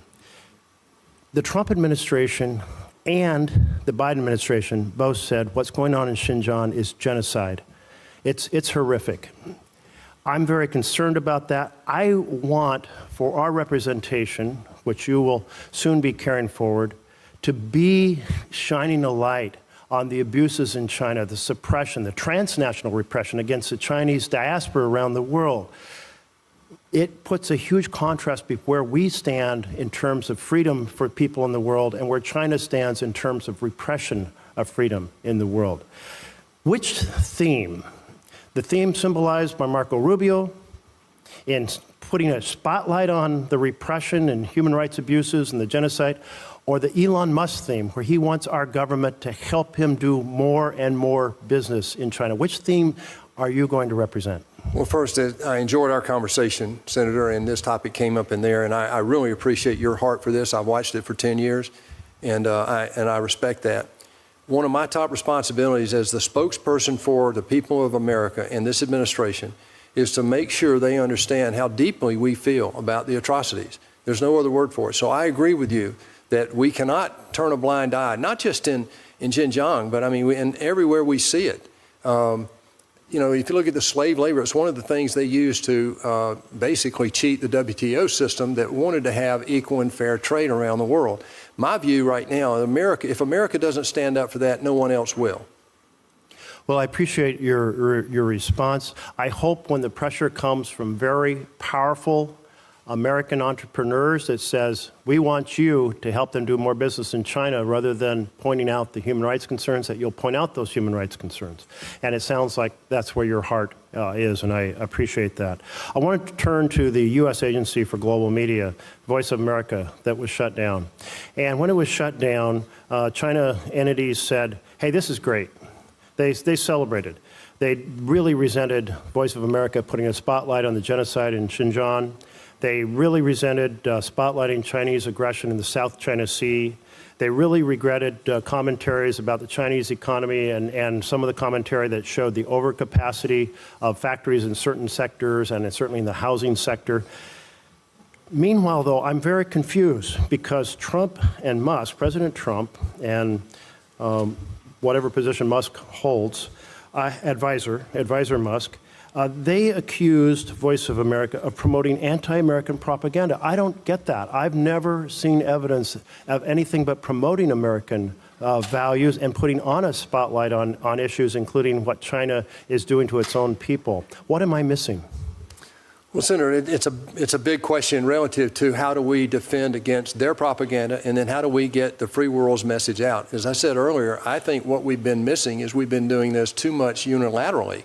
And I think that if we engage our allies in a way that we maybe haven't done in the past, we can develop a unified approach.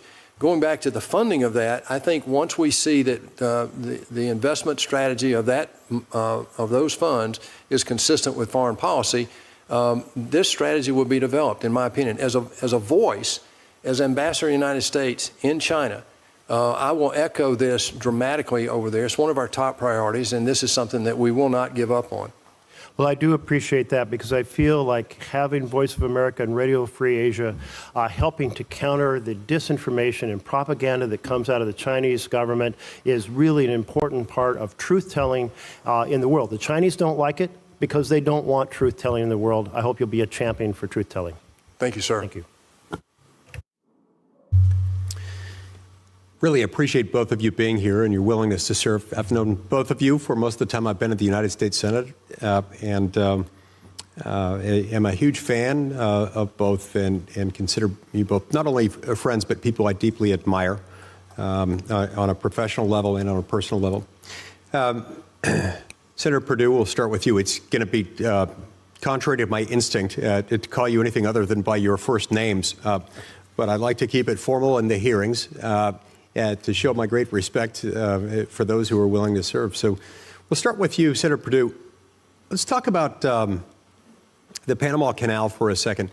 Last month, C.K. Hutchinson, this Hong Kong-based company managing ports at both ends of the Panama Canal, announced its intent to sell its port facilities at both ends to a U.S.-led consortium. And that's where things got tricky. China has now pumped the brakes on that, stepping in and claiming that this would mess with antitrust concerns and implicate antitrust laws in China. Now, I don't profess to be an expert in Chinese antitrust law, but I can say with a fair degree of confidence that they're using a very different definition of antitrust law, of competition policy, than we would ever dream of in the United States. It appears to me that this is just an aggressive act on the part of the Chinese Communist Party. And I suppose it's understandable why they would want that, because after all, China views its canal operations, understandably, I suppose, to be a source of geopolitical leverage. This, of course, is a problem because this fairly directly implicates U.S. treaty arrangements made decades ago to make sure that that sort of thing didn't happen. So my question to you, Senator Perdue, is how will you frame the importance of the Panama Canal, the importance to the United States of the Panama Canal in your interactions in Beijing? Thank you for that question. That's a very thoughtful question, and it's a deep one because this is a perfect example of the difference between a democratically led international system like we have now in the world order. It was established in Bretton Woods in 1944, like I said, compared to an authoritarian influenced world order. That's what China's trying to build, where the government, in fact, the government over there has said that the world economy should be state-controlled, and that would mean the death of free market capitalism. Well, the Panama Canal is a strategic issue for the United States. It was when we built it, when over 50,000 people died there building it, and one of our presidents gave it away. And there is some question about the legality of that, frankly. You're the legal expert. I'd love to engage you on that at some point. But what troubles me are the two ports there. Where were we when those two ports were purchased by C.K. Hutchinson to start with? C.K. Hutchinson is a Hong Kong firm. I know it very well. And they have investment interests from the CCP, from China, and they are directly in control. So what has happened is exactly what you said. The China government said, oh, no, we don't like that. You're not going to make that transaction. Well, in our world, in a free market enterprise, they would, of course, have that opportunity. So this is a major priority for President Trump. He has said it in the campaign. He said it since he got elected. And this is one that, as I adopt to my new responsibility in China as ambassador, will echo how important that is for us. Thank you. No, I appreciate your insight on that, and it shows that you've thought it through and is emblematic of your great capacity to convey things concisely, clearly, and also diplomatically at the same time.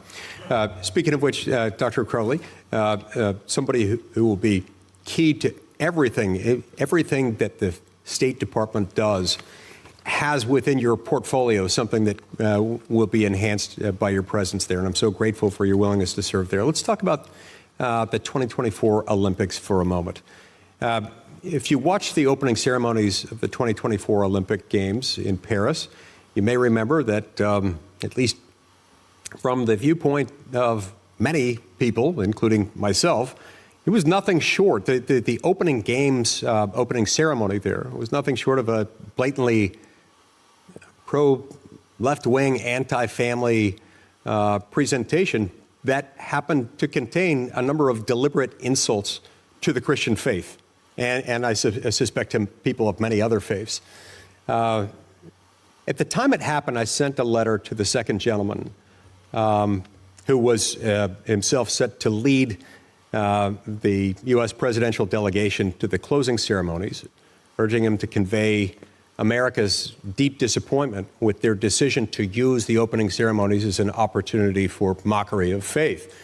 I never received a response. Instead, the Biden administration stood idly by, sending the delegation, staying silent as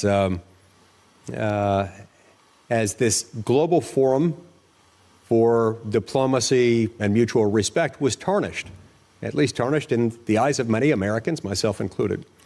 As we prepare to host the Olympics again, how do you intend to make sure that the 2028 Games in Los Angeles will be a celebration of national excellence and merit that can serve as a forum for, diplomacy, amity, and so forth, and not be co-opted as a platform for DEI, progressive activism, or anti-Christian rhetoric? Well, thank you very much for the question and for your kind words, Senator, and your longstanding friendship as well. Grateful to you. At the President's direction, if confirmed, I will take on additional responsibilities and serve as an administration representative to major events with big international participation, like America's 250th birthday, like the FIFA World Cup, which is coming to the United States next year, and the 2028 Olympic Games in Los Angeles. I look forward, if confirmed, to drawing on my vast broadcast and public affairs experience to speak to the American people as well as the global public about America's greatness and America's leadership. To your particular point, it's my understanding that the Olympic Games, whenever they occur, are overseen by the International Olympic Committee. And in Los Angeles, they'll also work in conjunction with the 2028 Los Angeles Olympic Committee as well. And Senator, I pledge to you, if confirmed, I will be deeply involved in ensuring that the Olympic Games go off without a hitch, that the Olympic Committee in the United States is on message to the extent that we can have some influence there. And I look forward to showcasing the American spirit, as well as the United States, as a premier destination for international sporting events. Excellent. Thank you. I see my time's expired, and I turn the floor over to Senator Van Hollen. Thank you, Senator, and congratulations to both of you. Senator, it's good to see you again, and I enjoyed the conversation in my office. I'm just going to cover a couple topics here today. You mentioned in response to a question that it was important to have our friends and allies with us in a unified stance with respect to our policy in China. I fully agree. One of the things we hear from our allies in East Asia, Japan, South Korea, friends like Taiwan, is that what happens in Ukraine matters to what happens with respect to Taiwan. In other words, that President Xi has one eye on what's happening in Ukraine and another with respect to Taiwan in terms of U.S. resolve and the credibility of our allies. Do you agree with that simple statement? Well, I think that's a complex comparison, and I'm not sure of what President Xi is thinking or not thinking, except what he says. And he has said over and over the last 10 years that, you know, the reunification is very important to the PRC and the CCP. Our role in that is simply that we're going to continue to honor the one, you know, China policy as stated in the Taiwan Relations Act, you know, also backed up by the 3 communiques and the 6 assurances. So the situation is a little more complex than just making a binary comparison between, I think, Ukraine and Taiwan. Well, certainly there are differences between Taiwan and Ukraine. I wasn't suggesting otherwise, but I was suggesting what our allies tell us. You just said it was important to be united with our allies. I can just tell you what our allies have been telling us repeatedly, is that what happens in Ukraine impacts and influences the way Xi thinks about Taiwan and, you know, the situation there. I think all of us, not all of us, but on a bipartisan basis, many of us have been deeply concerned with the way President Trump threw Ukraine under the bus and President Zelensky under the bus and called Ukraine the aggressor. At the same time, we know that, you know, China has been supporting Russia. Of course, President Xi famously said that the bonds of friendship between China and Russia know no boundaries. The previous administration made clear that if China was to supply military assistance to Russia, that would result in some kind of sanctions or punitive response from the United States. Do you agree that we should make it clear to China that that kind of assistance would be unacceptable from our point of view? You know, the situation is, with regard to Ukraine, is not, I wouldn't characterize it as throwing them on their bus, Senator. I would just personally disagree with that.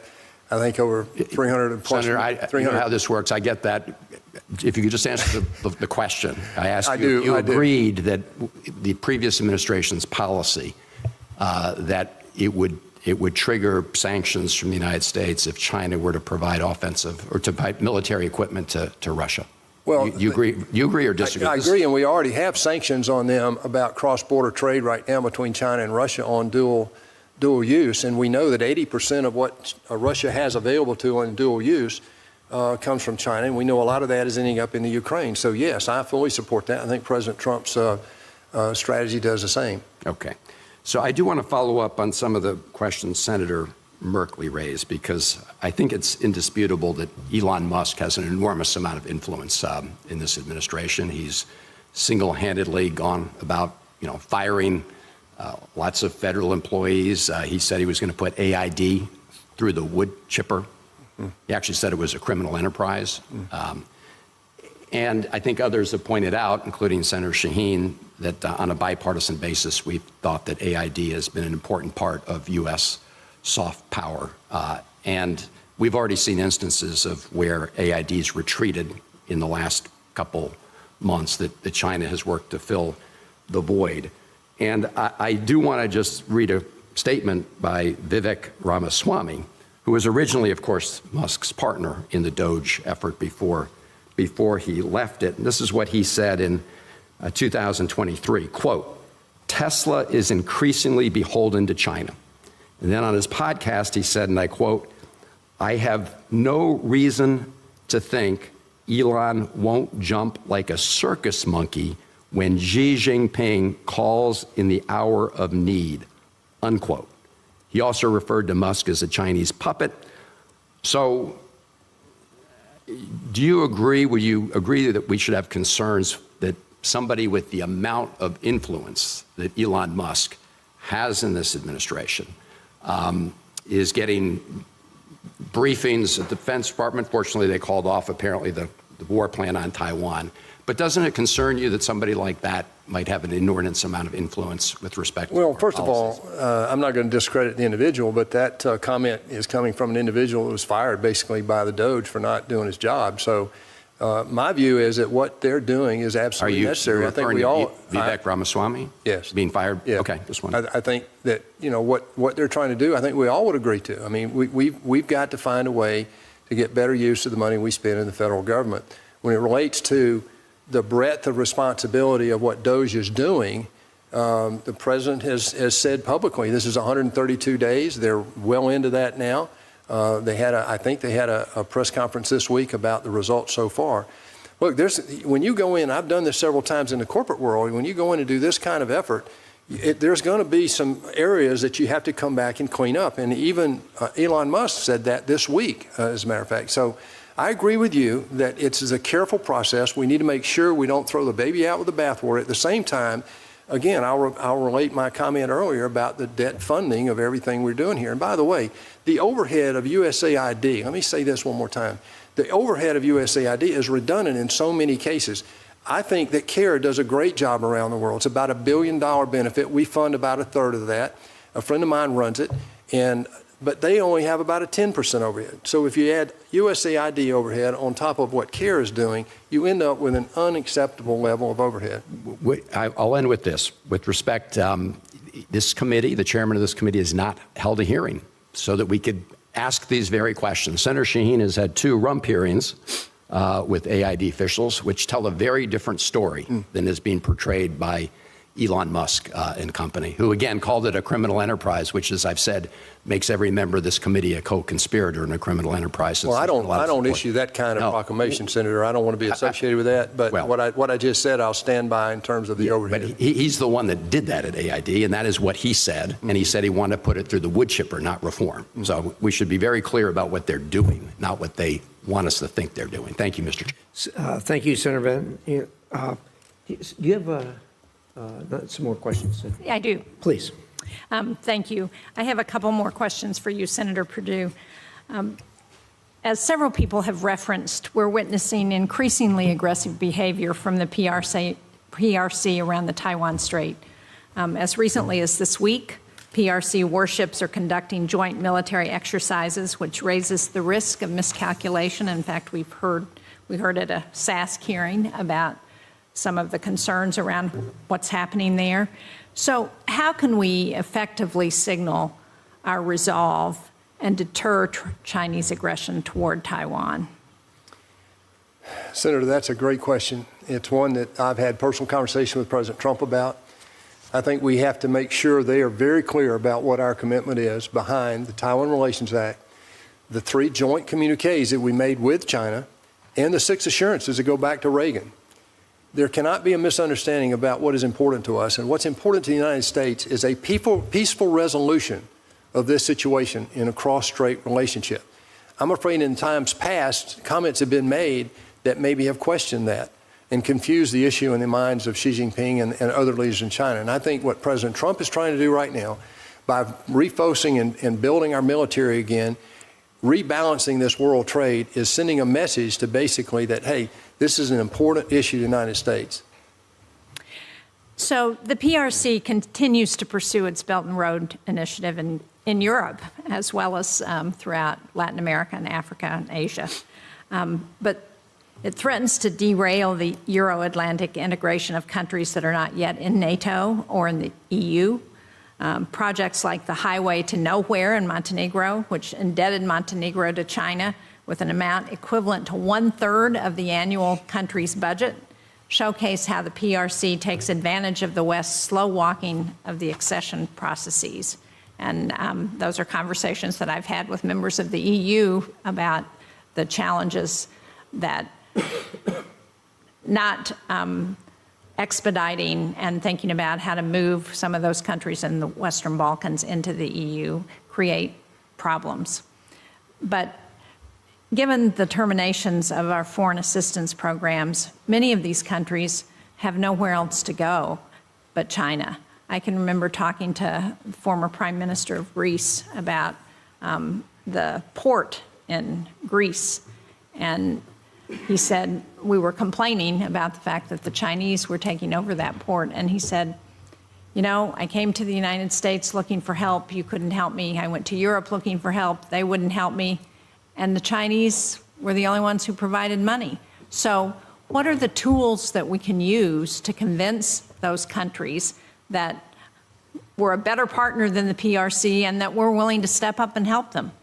Well, we got to engage with them. I mean, we're beginning to do that when we talk about this trade rebalancing. But let me comment on what you bring up, and that is we have to educate these countries. And I'm concerned about Africa and South America greatly with regard to what China's been doing with the ports, with these proprietary loans and so forth. We've seen what they did in Cambodia, in Sri Lanka, and in Karachi, Pakistan, where they're already in Djibouti.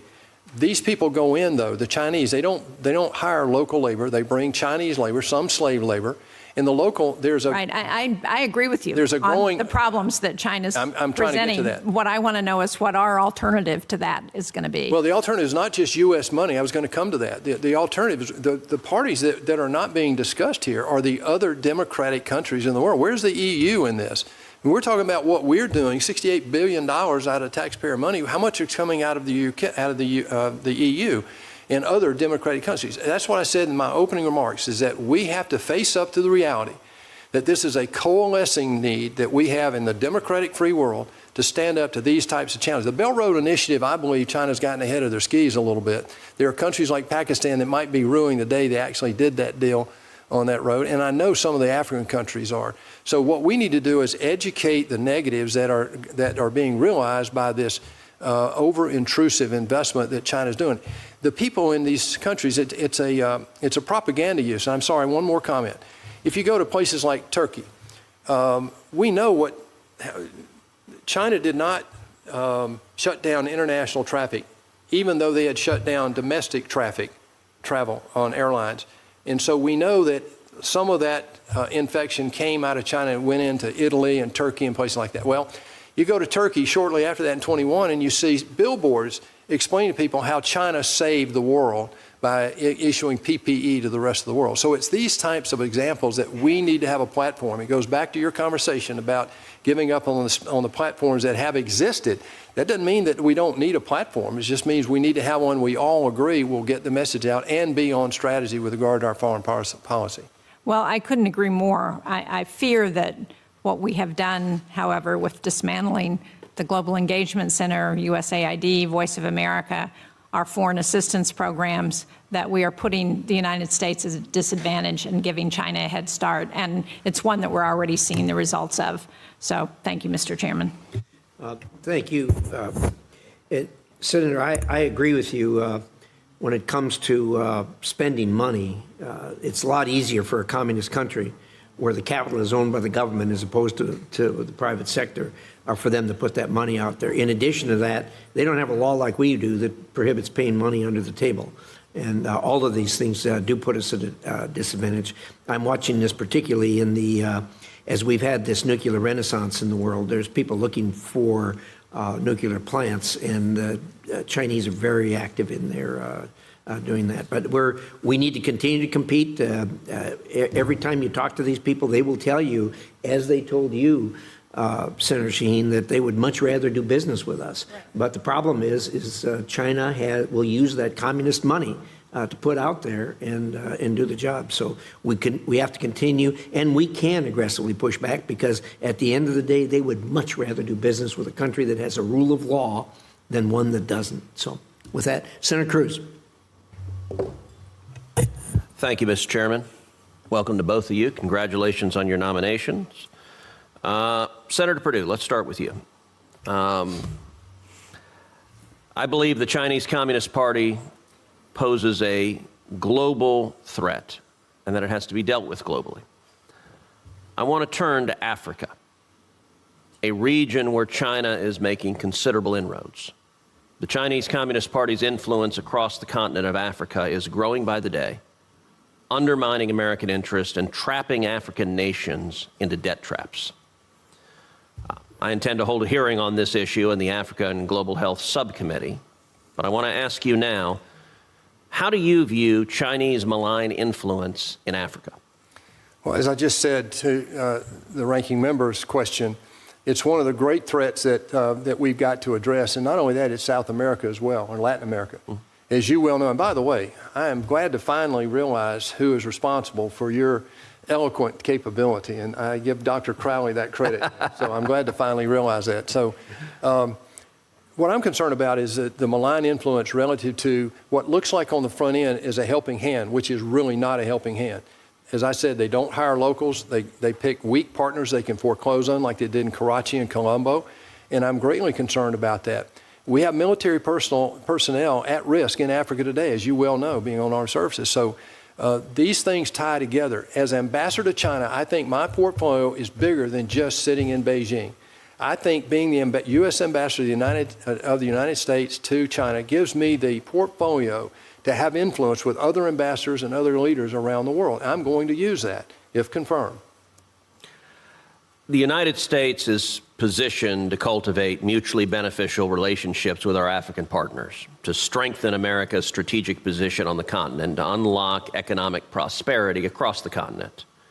Your role as ambassador to China, as you just described, will be incredibly influential and highly consequential in curbing China's influence in regions critical to U.S. interests.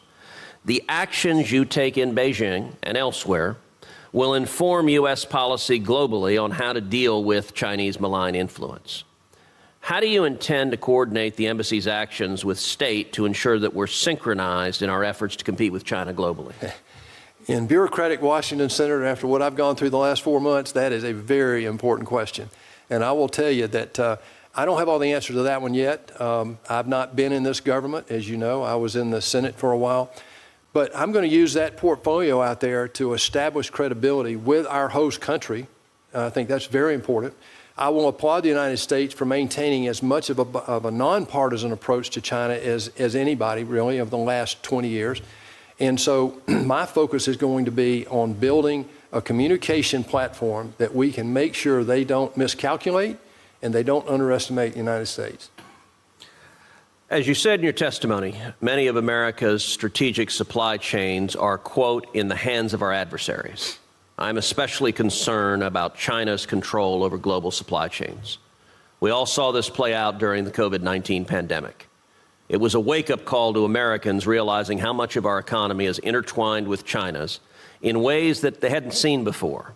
I believe we must do everything we can to de-link our economy from China, and that means working lock and step with our allies and partners to achieve that goal.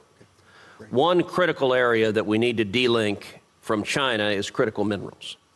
They affect every single part of how our economy runs, from computers and cars that we use daily to the defense technology and weapon systems that protect our nation. The CCP knows this, and they've spent decades securing control over global critical mineral supply chains as part of their broader civil-military fusion strategy to threaten our economic security. Tell me a little bit about how you see China's dominance over critical minerals affecting America's economic interests and national security interests. We allowed it to happen, Senator. We sat back as America, as Congress and various administrations. This is not partisan. We allowed it to happen. In the early 2000s, 2002, 80% of rare earth elements were processed right here in the United States. We mined our own. We've got a couple hundred years of resources to pull on. You see what China has done when the heat got turned up here recently. They embargoed 2 of those critical minerals, as you just said. It's not just rare earth elements. Shipbuilding. We did 80% of the world's commercial shipbuilding just 2 decades ago. Today, we'll drop 1 hull this year. If you look at what we're doing in steel, for example, we had a renaissance a few years ago. These critical industries that China has done their civil-military fusion with, as you just described perfectly, is critical. We have been asleep at the wheel for 30 years. I give President Trump a lot of credit for stepping up and trying to communicate a very difficult strategy that may not be as easy as everybody thinks it will on the American people. There will be some pain in executing what we have to do to stand up and defend our own freedom. It's just that serious, Senator. Thank you. Thank you, Senator. Senator Lee, did you briefly? Yeah. I've got two brief questions for a second round. First of all, Senator Perdue, there's a long-standing handicap that we've had to endure as it relates to China, in the sense that across the board, China appears to be moving in a direction trying to exploit international institutions. And then across the board, China tends to be treated with kid gloves and called a developing country. What opportunity as ambassador would you see that we could address that? Senator, this responsibility is the most humbling thing I've ever tried to consider. And when I look at the responsibilities of an ambassador representing the United States in China, there are no topics that are off the table. But I will only do one thing, that is execute the strategy of the President of the United States. I won't create policy, I will execute against that strategy. So this topic, other topics, that will be my number one responsibility. Great. And Dr. Crowley, one more short question for you. The incoming chief of protocol at the State Department will be one of the most substantive in the history of the State Department, given that many international events that the U.S. will be hosting in a couple of years, and you referred to some of those, including the America 250 celebration, which is much better than the original title for it, which was the semi-quincentennial. I think that's the formal name given to it. That name is still out there, Senator. I mean, it's kind of fun to say, but not really. Whenever we act as host, I assume you'd agree that we ought to harness that as a soft power exercise, whether it's welcoming a foreign head of state to the Blair House or otherwise. How do you see that could be used as a force multiplier for President Trump's America First agenda? Yeah, thank you for that question, Senator. And I do, I really appreciate the importance of soft power, and I do understand that the Office of Chief Protocol is a crown jewel in the exercise of soft power. And if confirmed, I will take that responsibility very seriously. To your question directly, we do have a number of major international events happening over the next several years, including America 250, the FIFA World Cup, and the 2028 Los Angeles Olympic Games. The Office of Chief of Protocol will play a critical role in all of that. It's not just about maintaining strong diplomatic partnerships around the globe, but it's also ensuring that we create an environment and set the stage for the most robust, successful diplomacy possible for the President, the Vice President, the Secretary of State, and other high-ranking officials. These particular global events that will come to the United States and host foreign dignitaries from around the world will be an extraordinary opportunity for us to showcase American greatness, American leadership, American dynamism, the American spirit, as well as the United States to be a supreme place to host these kinds of international sporting events and other major events.